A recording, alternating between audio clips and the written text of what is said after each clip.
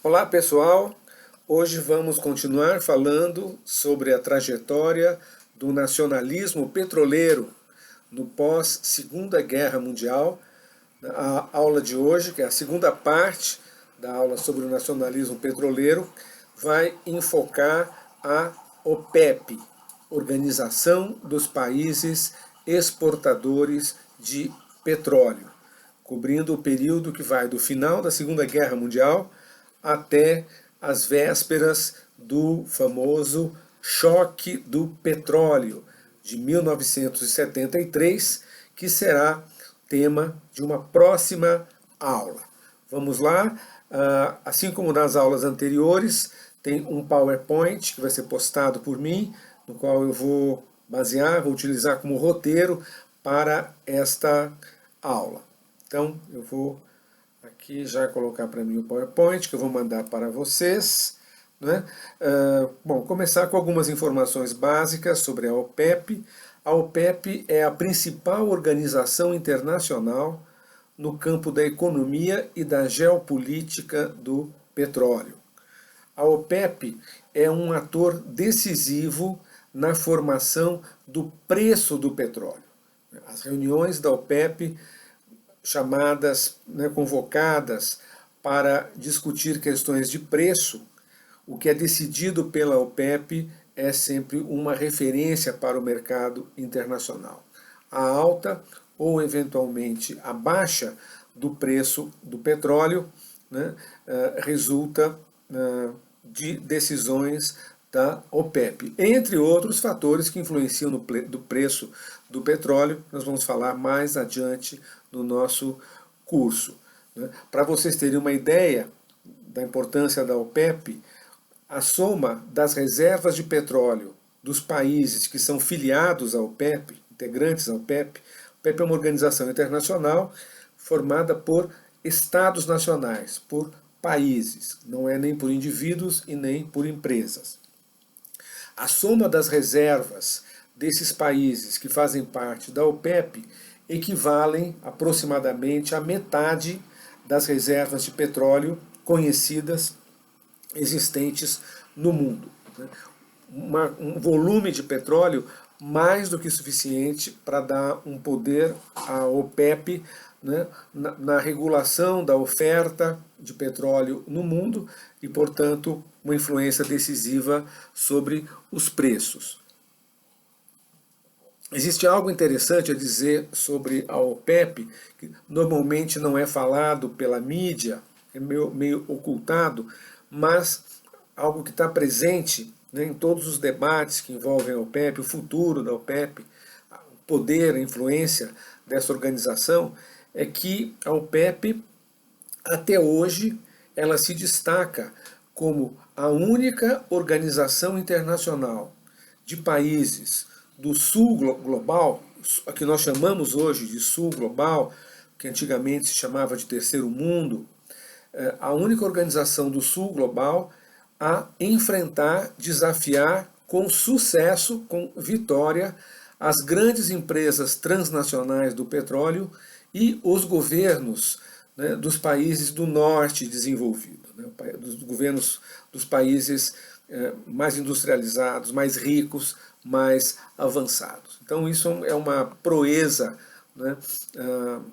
que dá à OPEP um lugar muito especial dentro do cenário geopolítico do mundo. E a OPEP foi a grande protagonista do fato mais marcante, mais decisivo na história da energia no século XX, que foi o choque do petróleo em 1973, do qual nós falaremos numa próxima aula. A OPEP foi fundada em 1960, vamos falar aqui sobre a fundação da OPEP, foi fundada numa reunião em Bagdá, capital do Iraque. A sede da OPEP, desde então, ela está instalada em Viena, capital da Áustria. Eu marquei aqui no PowerPoint, fica como sugestão para vocês fazerem uma visita ao site da OPEP, que é www.opec.org. org. OPEC, O de ovo, P de pato, E de Eva, C de casa.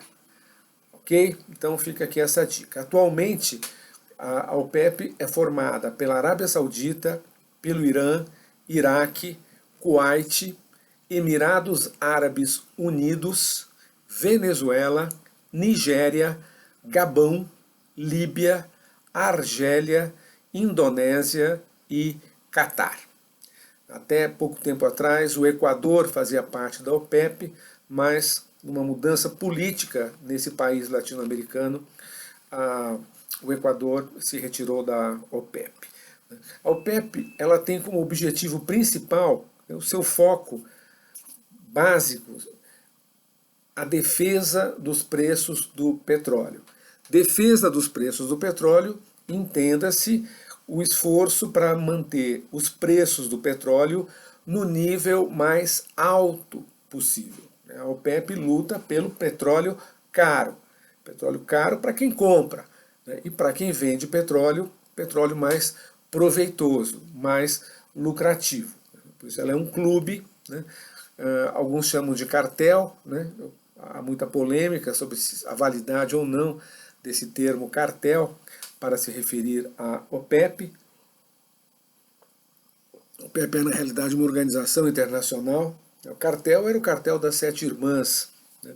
Mas, enfim, é uma organização que tem esse objetivo bastante claro, né? Como é que a OPEP faz, né, para regular o preço do petróleo em favor dos interesses dos países exportadores? A OPEP se vale da lei da oferta e da demanda, que é a lei básica da economia. Então, a OPEP tenta influenciar nos preços do petróleo por meio da regulação da oferta, da produção de petróleo. Como é que eles fazem isso? Através de mecanismos de cota. Os países membros da OPEP, eles se comprometem a produzir petróleo apenas dentro de um certo limite, respeitando um teto de produção, um patamar máximo de volume, né, de barris de petróleo que cada país vai vender. Nenhum país membro da OPEP pode vender petróleo além desse teto que é fixado, porque isso aumentaria a oferta acima, né, do patamar máximo, né, que a OPEP em cada momento acredita que é o mais favorável aos seus interesses. Essas cotas de venda de petróleo, elas são definidas em reuniões da OPEP e são proporcionais às reservas provadas ou às reservas declaradas de cada país. A Arábia Saudita, que é o maior exportador de petróleo entre os integrantes da OPEP, tem uma cota maior, né? A Venezuela tem uma cota grande, porém menor do que da Arábia Saudita, o Iraque, o Irã, enfim, esses países todos, né, tem cada um a sua cota, né, que é o máximo que eles podem vender de acordo com as regras da OPEP. Tudo isso para manter sob controle a oferta mundial de petróleo, para que não haja petróleo demais do ponto de vista da OPEP sendo oferecido, portanto manter os preços em patamares os mais convenientes possível para os países da OPEP. O contexto histórico da fundação da OPEP, né, é importante entender, né, em que contexto, em que cenário, né, que surgiu essa organização internacional tão importante, né, sobretudo no campo da energia.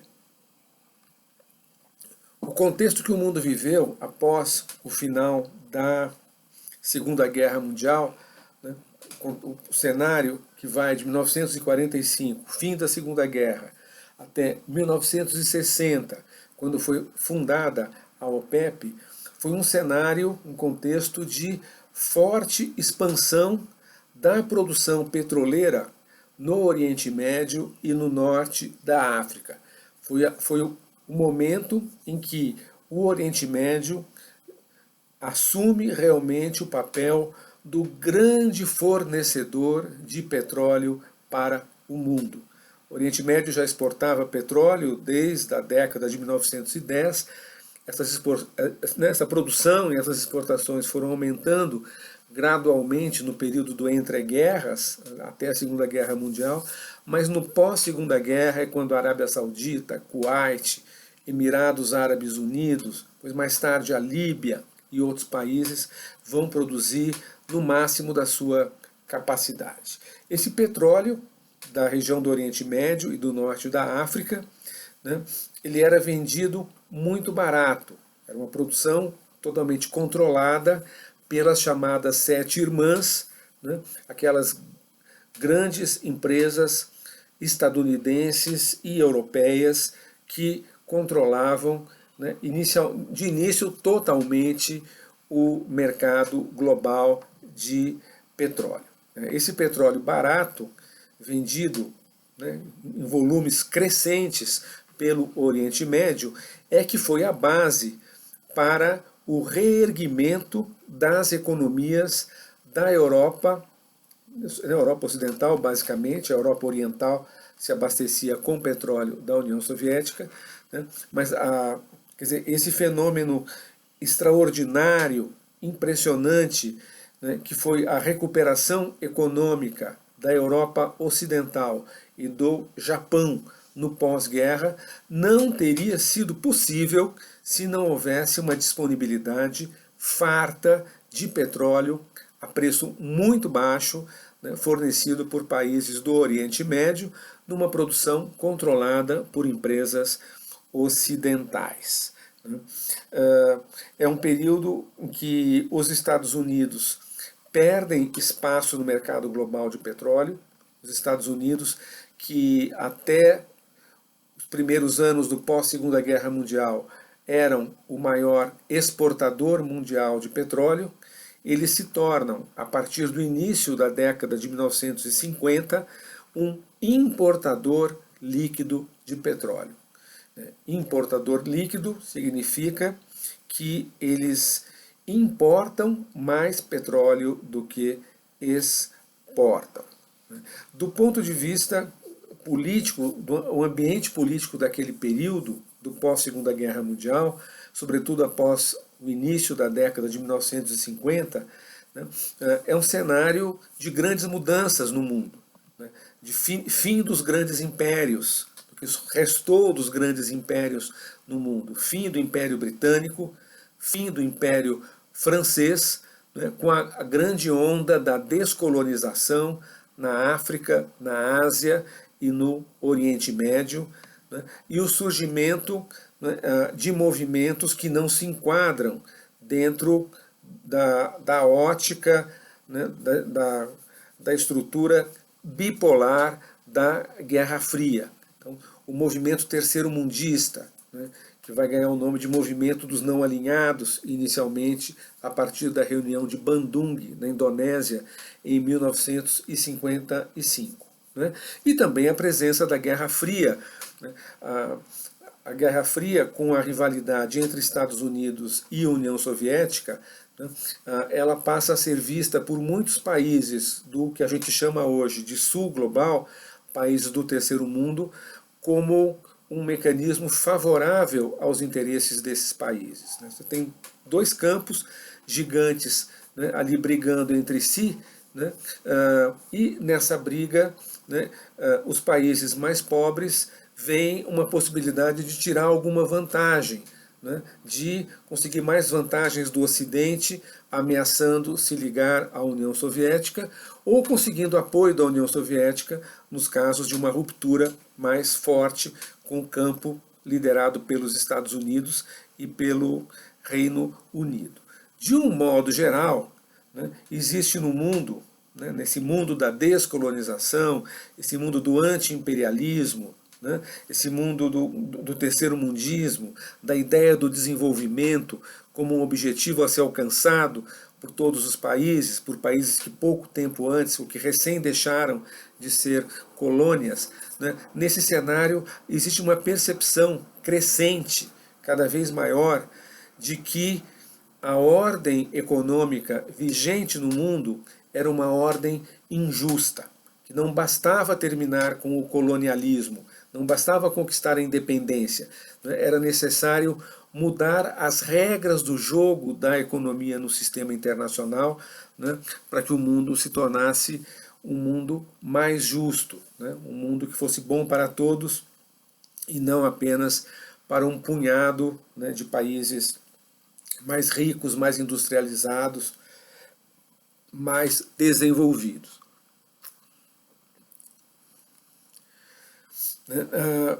Vou dar mais alguns dados para vocês, da parte que nos interessa mais diretamente do mercado de petróleo.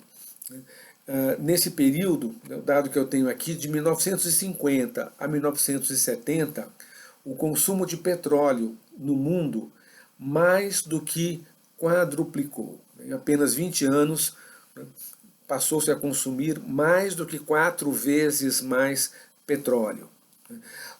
Em apenas um dos mercados, né, existentes no mundo, o mercado dos Estados Unidos, nesses 20 anos duplicou-se o consumo de petróleo. Na Europa, aí no conjunto da Europa, incluindo os países do leste europeu, nesse período de 20 anos o consumo cresceu 9 vezes, né, mais do que os Estados Unidos, porque era um consumo que no final da guerra era muito pequeno, a Europa destruída pela Segunda Guerra Mundial, e mesmo antes da guerra, né, era um consumo rebaixado em relação ao consumo dos Estados Unidos. O Japão vive um processo semelhante. O Japão parte de um nível de consumo equivalente a zero no fim da Segunda Guerra Mundial, né, mais ou menos óbvio, um país totalmente destruído, né, e em apenas 20 anos o Japão se torna o segundo maior consumidor mundial de petróleo. Também nos países subdesenvolvidos, há um aumento do consumo de petróleo, uma ampliação de 4 vezes na demanda por petróleo, né, nesse grupo de países, os subdesenvolvidos, entre os quais se inclui toda a América Latina, né, inclusive o nosso Brasil.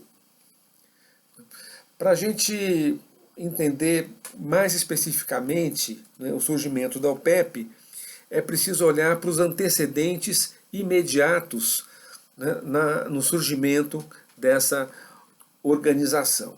Né.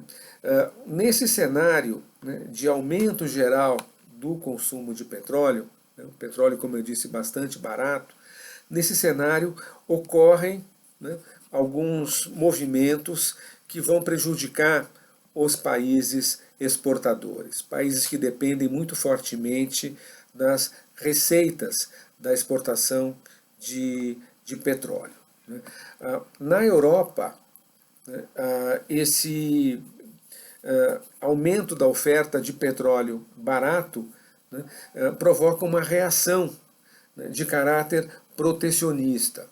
Vários governos europeus, eles temem pelo desaparecimento da indústria do carvão. Há uma competição forte entre o petróleo e o carvão, ainda nessa época, como fonte de energia. Então, governos europeus, como o governo do Reino Unido, da Alemanha Ocidental, né, da França, da Bélgica e outros, estabelecem tarifas, né, aumentam então o preço do petróleo, né, nos seus mercados nacionais, né, não havia ainda a União Europeia. O petróleo importado do Oriente Médio, ele passa a ser tarifado num nível maior para se tornar mais caro e dessa maneira proteger a decadente indústria do carvão. Nos Estados Unidos também acontece um forte movimento de caráter protecionista. É bastante curioso porque a Europa Ocidental e os Estados Unidos, eles costumam defender o livre mercado nas suas relações com os países da periferia, né, dos países subdesenvolvidos. Um livre mercado que lhes interessa porque lhes permite vender produtos industrializados a preços baixos, né, impedindo ou dificultando o surgimento de concorrentes nesses países. Porém, né, quando o livre mercado não é condizente com seus próprios interesses, eles não hesitam em recorrer ao protecionismo. É o que ocorreu nos Estados Unidos. Os Estados Unidos têm uma característica especial, que é a existência de centenas e centenas de empresas petrolíferas de médio e grande porte. Apenas algumas poucas dessas empresas atuam também no exterior, né, explorando petróleo em outros países. A maioria delas são empresas que extraem e comercializam petróleo obtido nos próprios Estados Unidos para o mercado gigantesco, o mercado estadunidense. O que acontece na década de 50? Há um fluxo muito grande de petróleo importado, né, por agentes econômicos, por empresas distribuidoras nos Estados Unidos, petróleo importado do Oriente Médio e da Venezuela, que era um petróleo de ótima qualidade e muito mais barato do que o petróleo produzido e vendido dentro dos próprios Estados Unidos. Então, ali era uma concorrência que prejudicava aquelas centenas de empresas petrolíferas dos Estados Unidos. Porém, essas empresas, elas têm muita força política dentro dos Estados Unidos. Vários estados norte-americanos, vários estados, essas empresas de petróleo constituem o principal ator econômico, geram emprego para milhões de pessoas, financiam campanhas de políticos, de deputados, de senadores, governadores, do próprio presidente da República. Então essas empresas têm um poder de pressão muito grande sobre o Congresso. E aí essas empresas vão adotando sucessivas medidas protecionistas para diminuir a importação de petróleo, garantindo dessa forma o mercado, para elas, culminando essa pressão, protecionista com a adoção de cotas, aí cotas de importação de petróleo pelos Estados Unidos.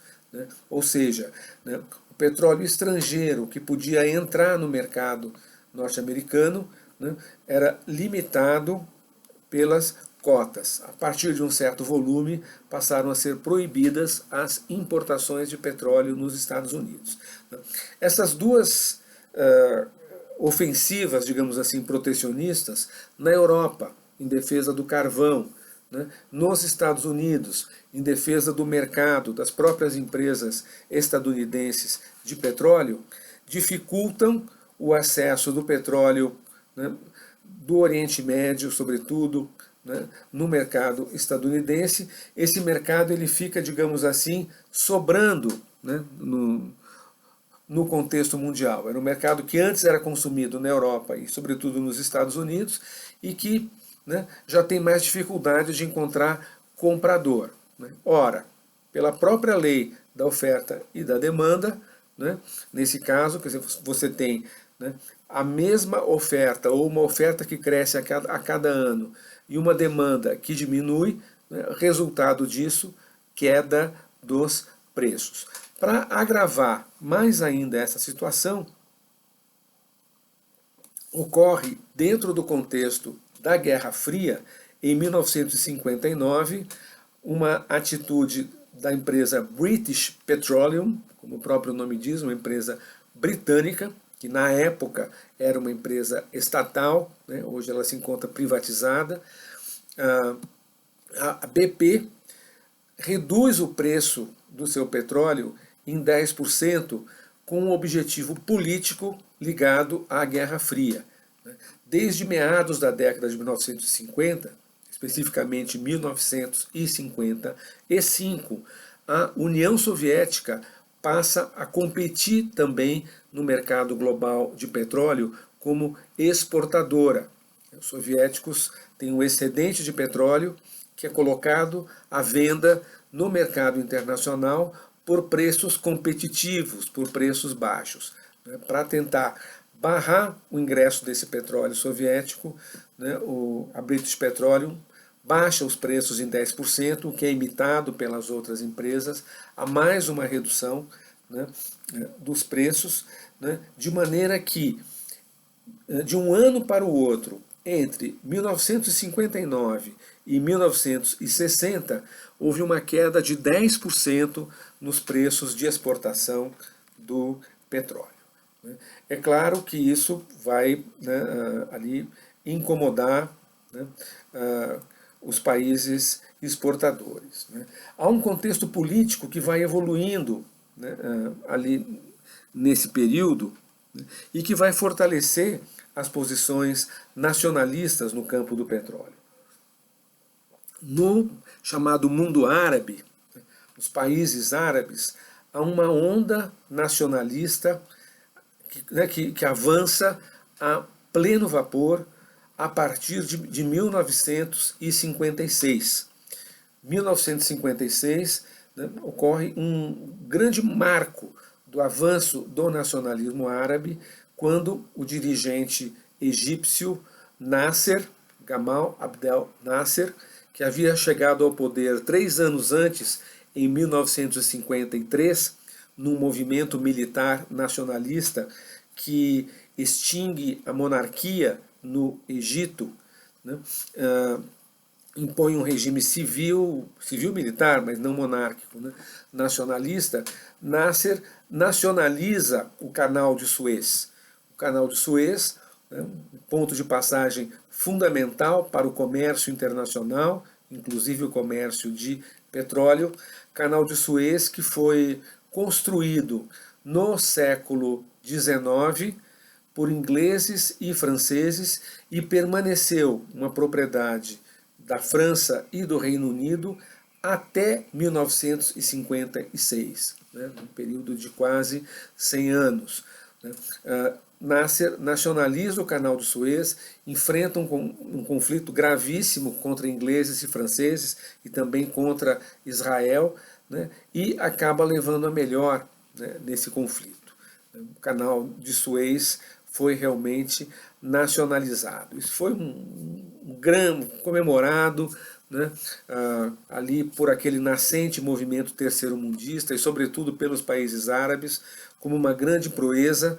Nasser se torna o herói árabe, né, aquele que enfrentou os imperialistas europeus e ganhou a parada. Né. Dentro desse clima vai acontecer 2 anos depois uma revolução no Iraque, né, uma outra daquelas monarquias criadas pelos britânicos no início, né, do século XX, né, na década de 1920, regimes monárquicos fantoches em vários países do Oriente Médio. Em 58 é a vez de terminar a monarquia do Iraque, né, pondo fim a um período de mais de 40 anos de domínio britânico. Né. Também em outras partes do mundo vai se criando um ambiente político favorável a medidas nacionalistas no campo do petróleo. Num outro contexto, bastante diferente do contexto do Oriente Médio, há uma mudança política importante na Venezuela. A Venezuela passou a maior parte da década de 1950 governada por um regime militar bastante ligado aos interesses dos Estados Unidos, a ditadura do general Pérez Jiménez. Essa ditadura foi derrubada, né, num amplo movimento democrático em 1958. Né, esse novo governo que se instala na Venezuela vai adotar posições nacionalistas no campo do petróleo. Né. Tem os filmes sobre a história do petróleo, que eu estou recomendando fortemente que vocês assistam, mostra bastante esse movimento, esse processo, como aconteceu, né, na Venezuela, né, especialmente a figura do Pérez Alfonso, ministro do petróleo, né, Juan Pablo Pérez Alfonso, que vai ser um dos grandes idealizadores da OPEP. Então, há toda uma efervescência ali envolvendo os países exportadores de petróleo, chegando até mesmo, por incrível que pareça, a Arábia Saudita. Aquele regime que sempre foi, até hoje, talvez o regime mais conservador do mundo, né, um caso raríssimo de monarquia absoluta no mundo, né, monarquias absolutistas, né, que começaram a ser desfeitas na Europa, né, já no século XVII, né, com a Revolução Inglesa, depois a Revolução Francesa e assim por diante. Né. Mesmo na Arábia Saudita há uma influência das ideias nasseristas, né, ideias nacionalistas de esquerda, que vão ganhar adeptos dentro da própria família real saudita, né, de tal maneira que o ministro do petróleo da Arábia Saudita naquele momento, o Abdullah Tariq, né, que ficou conhecido depois como o Cheque Vermelho, né, dentro daquela monarquia, né, toda a família conservadora, reacionária, tem as suas ovelhas negras. Né, a família real saudita não é exceção. E o Tariq estava posicionado justamente ali naquele posto estratégico de ministro do petróleo, né, da Arábia Saudita, um grande produtor petrolífero daquele país. Né. Então, a gente tem aí um cenário, né, que vai criar condições favoráveis para que ocorressem várias reuniões entre governantes, né, ministros, sobretudo ministros do petróleo, desses grandes exportadores de petróleo, que até então não tinham qualquer contato entre si, não tinha qualquer articulação entre eles, mas, sobretudo por iniciativa da Venezuela, do ministro venezuelano Pérez Alfonso, né, vai havendo essa articulação que culmina em 1960 com uma reunião em Bagdá, uma reunião convocada para dar uma resposta aos preços baixos do petróleo. E essa resposta foi a fundação da OPEP por um grupo pequeno de 5 países. 3 países árabes, Arábia Saudita, Iraque e Kuwait, o Irã, que também está no contexto do Oriente Médio, mas não é um país árabe, os iranianos são persas, né? E um estranho no ninho, um latino-americano, que era a Venezuela. Se juntam, fundam oficialmente a OPEP, né, em Bagdá. Né? Esse grande fato, ele não despertou grande interesse na época. A mídia, né, tratou o assunto, a mídia internacional, jornais como o New York Times, o Washington Post, cobriram o assunto com pequenas notas em tom de deboche. As empresas transnacionais, os governos do Ocidente não deram a mínima importância ao surgimento da OPEP. Né? E, de fato, o impacto inicial da formação da OPEP foi muito pequeno. Né? Esses países não tinham ainda força econômica e política para tomar medidas ali de grande impacto. Mas, né, aos poucos, né, a OPEP vai se consolidando, né, vai propiciando que aqueles países exportadores de petróleo compartilhassem informações entre si sobre o mercado de petróleo. Já não havia mais um monopólio da informação pelas empresas transnacionais. Né. Esses dirigentes da indústria do petróleo, né, nos países produtores, vão criando laços de confiança entre si, que vão ser importantes mais tarde. Né?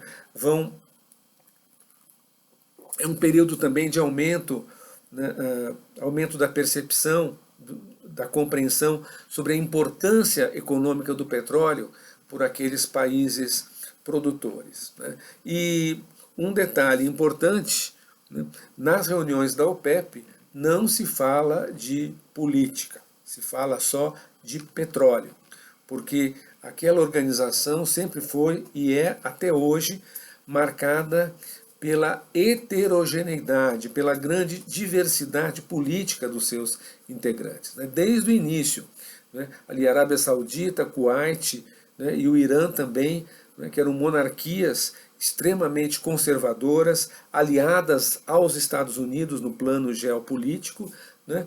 E do outro lado o Iraque, né? Um país que tinha um governo nacionalista radical, né? Inclinado a se aproximar da União Soviética, e a Venezuela, né? Que tinha um governo democrático, né, dentro do bloco de poder dos Estados Unidos, na América Latina, né, mas com uma forte tendência nacionalista, né, ali naquele período. Né. Eu vou compartilhar com vocês um pouco da análise do autor do que eu considero o melhor livro sobre esse período, que é o livro justamente de um venezuelano, tem aqui, do Francisco Parra, Oil Politics, A Modern History of Petroleum.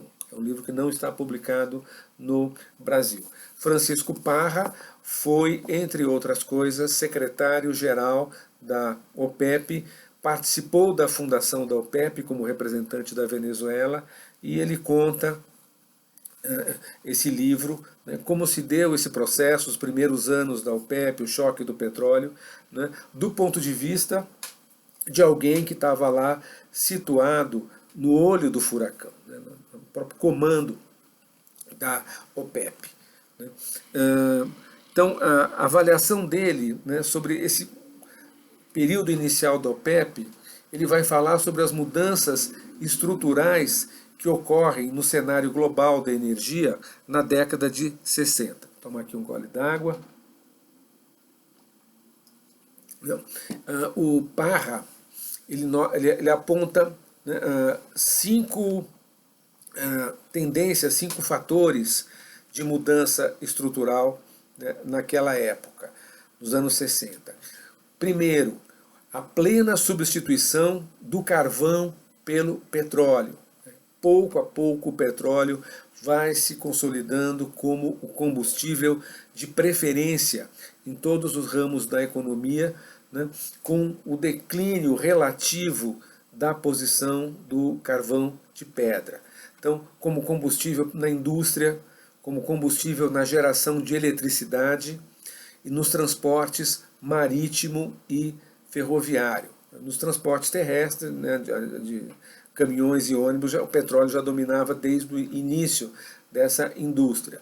Né. Mas até 1960, até os anos 60, ainda existiam os chamados navios a vapor, né, as locomotivas a vapor, né, mas elas vão saindo de linha, substituídas por navios e locomotivas movidas a petróleo. Né. Ligado a isso, né, e também, né, a difusão do automóvel e dos caminhões, uma explosão do consumo de gasolina e de óleo diesel, essa é a segunda tendência. Né. Uma terceira tendência é a tendência de exaustão das reservas dos Estados Unidos. Né.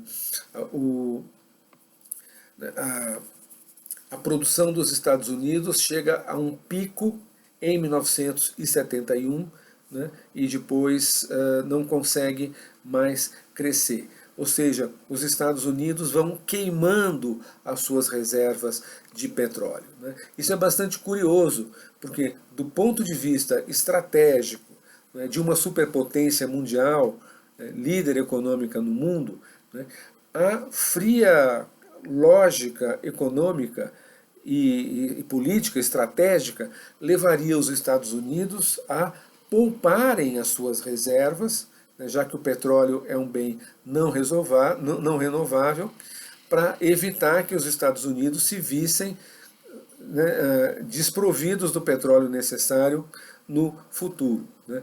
Porém, aquela decisão que eu mencionei nos anos 50 de instaurar o protecionismo, né, em relação às importações, né, de petróleo, né, favorecendo a produção local, teve um resultado oposto a isso. Então, os produtores locais, né, médias e grandes empresas, centenas dessas médias e grandes empresas, elas não são movidas por considerações estratégicas.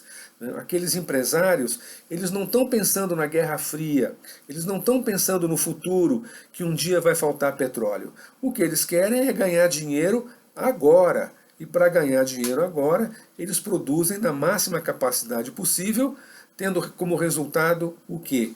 A exaustão das reservas internas de petróleo nos Estados Unidos, aquelas reservas que eram exploradas naquela época, ou seja, reservas em terra, né, dentro do território dos Estados Unidos propriamente ditos, ou seja, as reservas no Alasca, né, e as reservas offshore, as reservas no mar, né, ainda não estavam sendo exploradas naquela época, ou muito pouco, apenas no início, né. Uma outra mudança que o Francisco Parra aponta, né, uma percepção global do risco de escassez de petróleo. Já se nota, né, que o consumo de petróleo vai crescendo num ritmo tão rápido, a ponto de gerar dúvidas sobre a capacidade da indústria petrolífera de continuar, né, ali abastecendo aquela sede por petróleo no mundo. Essa percepção, né, de que há um risco de escassez de petróleo favorecia, evidentemente, os países exportadores, né, que se veem com um trunfo, inclusive político, não só econômico, muito forte nas mãos, né. E aí, no momento que a quinta tendência apontada pelo Francisco Parra, né, de aumento dramático da importância econômica do petróleo para os países produtores, que são petroestados, são países que têm no petróleo a sua única fonte de riqueza, o único produto valioso que eles têm para vender no mercado internacional. E esses países vão aumentando muito rapidamente a sua população. População do Iraque, população do Irã, população da Venezuela, né, até mesmo da Arábia Saudita, né, vai aumentando, né, muito rápido, né, e esses países têm que atender, né, às demandas por melhoria nas condições de vida da população, né, dos seus respectivos países, e esses governos têm planos de desenvolvimento. Para financiar esse desenvolvimento, a renda do petróleo é muito importante. Então é mais um fator que empurra esses governantes de países exportadores de petróleo a adotar posições nacionalistas que seriam recompensadas com o aumento da receita petroleira. Parra ele menciona ainda sobre esse período, né, tem aqui a frase dele, os produtores, ele falando dos anos 60. O que ele escreve, né, aqui neste livro, Oil Politics? Os produtores agora querem controlar os seus recursos. Eles não estão mais dispostos a tolerar a situação em que os preços e os volumes são controlados arbitrariamente por companhias petrolíferas estrangeiras, né? Ou seja, aquele conflito que eu mencionei já na outra aula, entre empresas transnacionais de um lado e governos dos países donos de reservas de petróleo do outro, aquele conflito que vai evoluindo, né, ao longo da maior parte do século XX, né, vai chegando a um ponto de confronto, um ponto decisivo, né, a partir dos anos 60. Nos anos 60, novas mudanças políticas vão criando um cenário ainda mais favorável para o nacionalismo do petróleo. O campo dos países, né, com posições desenvolvimentistas e nacionalistas se amplia. A Argélia deixa de ser uma colônia da França. A Argélia, que é um grande produtor de gás, né, num dos filmes que eu estou, né, sugerindo que vocês assistam, né, tem ali um belíssimo relato sobre o conflito entre argelinos e franceses no que diz respeito ao gás natural, que era explorado por empresas francesas na Argélia, quando em 1962 a Argélia se torna um país independente depois de uma longa e sangrenta guerra de libertação que se estende de meados da década de 1950, culminando com a vitória dos independentistas argelinos. Também a Líbia, né, que se destaca desde os anos 50 como um grande produtor de petróleo, a Líbia vive uma revolução em 1967, com o fim da monarquia, mais uma monarquia que termina no Oriente Médio. Essas monarquias eram todas ligadas aos interesses europeus, né, sustentadas basicamente pelo Reino Unido. Né. Termina a monarquia na Líbia e quem assume o poder é um jovem oficial das Forças Armadas, Coronel Muammar Gaddafi, que iria governar a Líbia por décadas e décadas, né, depois, até ser derrubado e assassinado, né, na década passada.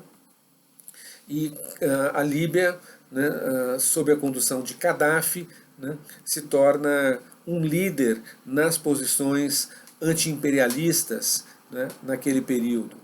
Gaddafi consegue renegociar o preço do petróleo com as empresas estrangeiras, ele se alia a empresas independentes dos Estados Unidos, que não faziam parte do grupo das Sete Irmãs, né? Se alia também à empresa estatal italiana, a Eni, né?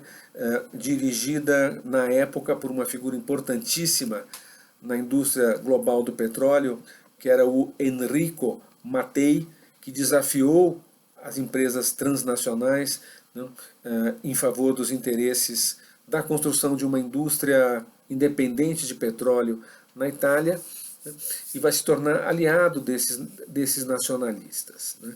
Também os anos 60 são marcados por uma intensificação do conflito árabe-israelense, conflito, né, que tem como seu foco a ocupação da Palestina por Israel, né, em prejuízo dos palestinos, que são um dos povos árabes. Esse conflito árabe-israelense, né, ele vai se intensificando, né, ele chega ao ponto da guerra em 1967, a Guerra dos Seis Dias, vencida por Israel. Né, mas, à parte a questão militar dos conflitos entre Israel e os países árabes, existe uma questão identitária muito forte. A identidade árabe, a ideia da unidade e da solidariedade interna entre os povos árabes vai ser muito fortalecida pelo conflito contra Israel.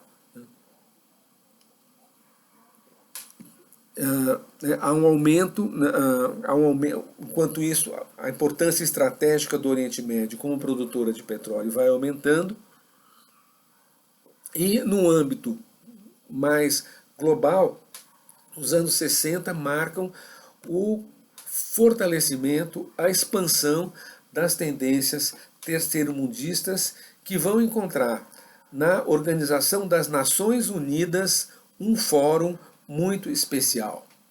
Os países em desenvolvimento, ou países do terceiro mundo, eles são maioria na Assembleia Geral da ONU.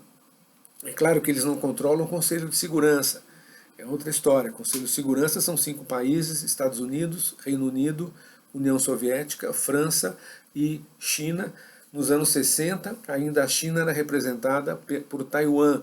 Só nos anos 70 que a República Popular da China vai assumir o seu lugar, né, entre os 5 membros do Conselho de Segurança. Mas na Assembleia Geral, né, as ideias terceiro-mundistas têm uma grande força, né, viabilizando a adoção de uma série de resoluções que vão favorecer as políticas nacionalistas, inclusive o nacionalismo petroleiro. Né, especialmente uma resolução, a resolução sobre a soberania permanente dos estados aos recursos naturais.